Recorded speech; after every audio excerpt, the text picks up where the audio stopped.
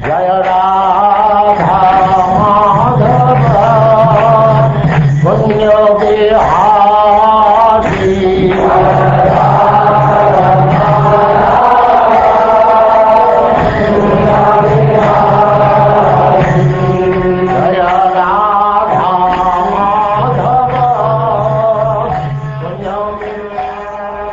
And now chapter 31, the Gopis' songs of separation.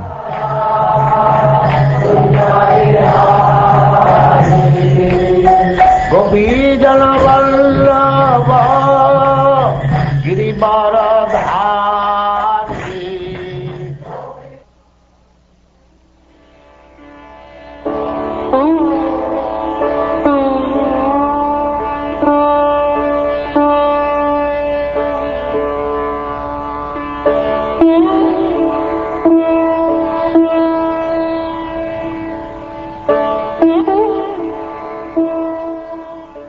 The Gopis said, O beloved, your birth in the land of Braja has made it exceedingly glorious, and thus Indira, the goddess of fortune, always resides here. It is only for your sake that we, your devoted servants, maintain our lives. We have been searching everywhere for you, so please show yourself to us. O Lord of love, in beauty your glance excels the whirl of the finest, most perfectly formed lotus within the autumn pond. O bestower of benedictions, you are killing the maidservants who have given themselves to you freely without any price. Isn't this murder? O greatest of personalities, you have repeatedly saved us from all kinds of danger, from poisoned water, from the terrible man-eater Agha, from the great rains, from the wind demon, from the fiery thunderbolt of Indra, from the bull demon, and from the son of Mayadanava. You are not actually the son of the Gopi Yashoda, O friend, but rather the indwelling witness in the hearts of all embodied souls. Because Lord Brahma prayed for you to come and protect the universe, you have now appeared in the Satvata dynasty. O best of the Vrishnis, your lotus-like hand, which holds the hand of the goddess of fortune, grants fearlessness to those who approach your feet out of fear of material existence. O lover, please place that wish-fulfilling lotus hand on our heads. O you who destroy the suffering of Braja's people, O hero of all women, your smile shatters the false pride of your devotees. Please, dear friend, accept us as your maidservants and show us your beautiful lotus face. Your lotus feet destroy the past sins of all embodied souls who surrender to them. Those feet follow after the cows in the pastures and are the eternal abode of the goddess of fortune. Since you once put those feet on the hoods of the great serpent Kalya, please place them upon our breasts and tear away the lust in our hearts. O lotus-eyed one, your sweet voice and charming words, which attract the minds of the intelligent, are bewildering us more and more. Our dear hero, please revive your maidservants with the nectar of your lips. The nectar of your words and the descriptions of your activities are the life and soul of those suffering in this material world. These narrations, transmitted by learned sages, eradicate one's sinful reactions and bestow good fortune upon whoever hears them. These narrations are broadcast all over the world and are filled with spiritual power. Certainly those who spread the message of Godhead are most munificent. Your smiles, your sweet loving glances, the intimate pastimes and confidential talks we enjoyed with you, all these are auspicious to meditate upon, and they touch our hearts.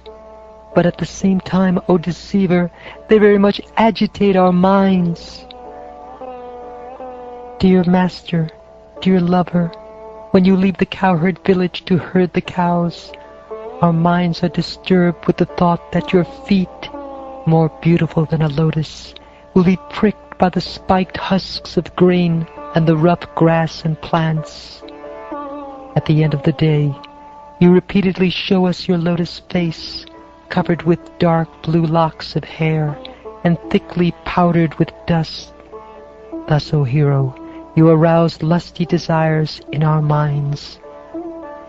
Your lotus feet, which are worshipped by Lord Brahma, fulfill the desires of all who bow down to them. They are the ornament of the earth. They give the highest satisfaction, and in times of danger they are the appropriate object of meditation. O lover, O destroyer of anxiety, please put those lotus feet upon our breasts. O hero, kindly distribute to us the nectar of your lips, which enhances conjugal pleasure and vanquishes grief. That nectar is thoroughly relished by your vibrating flute and makes people forget any other attachment. When you go off to the forest during the day, a tiny fraction of a second becomes like a millennium for us, because we cannot see you. And even when we can eagerly look upon your beautiful face, so lovely with its adornment of curly locks, our pleasure is hindered by our eyelids, which were fashioned by the foolish Creator. Dear Achyuta, you know very well why we have come here. Who but a cheater like you would abandon young women who come to see him in the middle of the night, enchanted by the loud song of his flute? Just to see you, we have completely rejected our husbands, children, ancestors, brothers, and other relatives. Our minds are repeatedly bewildered as we think of the intimate conversations we had with you in secret, feel the rise of lust in our hearts, and remember your smiling face, your loving glances, and your broad chest, the resting place of the goddess of fortune. Thus we experience the most severe hankering for you.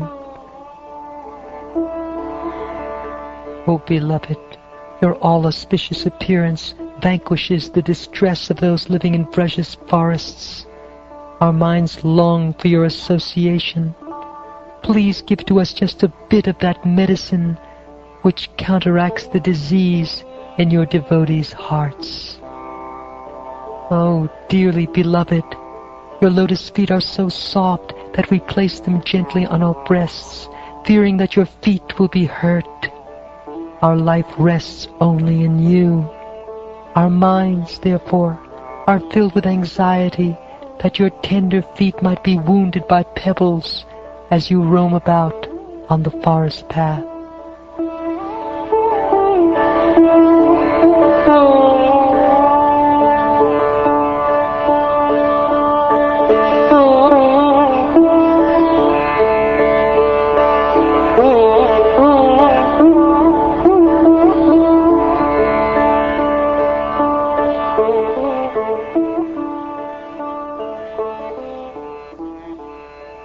Thus ends the 31st chapter of the 10th canto of the Srimad Bhagavatam, entitled The Gopi Songs of Separation.